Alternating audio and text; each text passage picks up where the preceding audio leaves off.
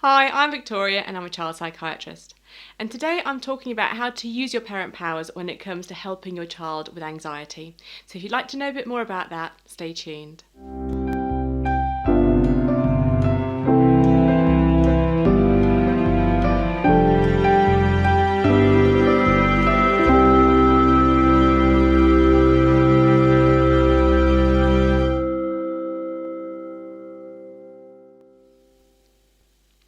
I know that anxiety in children is one of the biggest things that I get asked about by parents. How do I support them and what do I do?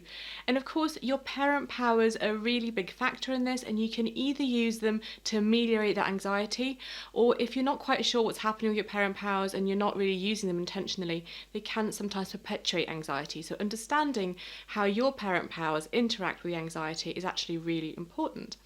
So I always start with the first step, and that's really thinking about your own experience and how you're experiencing anxiety, and whether you're looking after yourself and doing things that you need to do to keep yourself fairly stable and in the middle of your okay zone, really. Because if you're not, and you're having a lot of up and down, and you're shooting off and feeling very anxious frequently, then your child will be picking up on that and they'll probably be experiencing something similar. And if you haven't really had a chance to find ways to help you manage your anxiety, to return you back to your okay zone, then again, your child will also struggle to find that. So it's important that you think about your own self-care, about keeping yourself in the okay zone and finding ways to manage your anxiety again, to return you back when you do go outside of it, so that you can pass those skills on to your child. So you might need to take some time to experiment with things and to find something that works for you.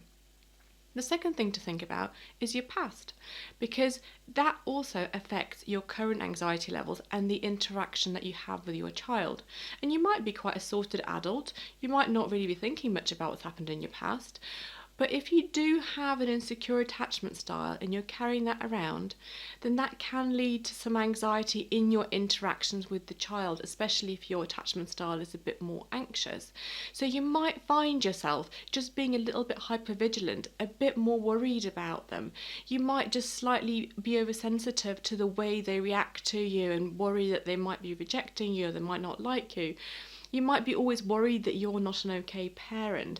And to me, that would always make me wonder about whether you have an insecure attachment style and whether that undercurrent of anxiety is just popping up through different interactions.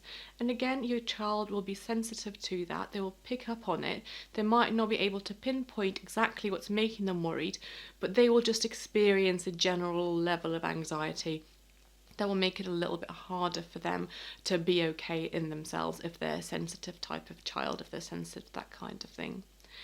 And the third thing to think about really is the skills that you have to manage your anxiety, because you can only pass those skills on if you have them. So as I said in the first step, that's something you're going to have to learn so you can pass it on to your child. Really important to take the time and do whatever it is that you need to do in order to do that. And once you understand how anxiety works and what works for you, you'll obviously know that it's important to help your child get through anxiety rather than just avoiding anxious situations. And this is slightly different if your child has some other difficulties like neurodevelopmental disorders or autism, but certainly if your child doesn't have any other mental health difficulties or physical health difficulties, avoiding anxiety usually just makes it more and more, really grows bigger and bigger.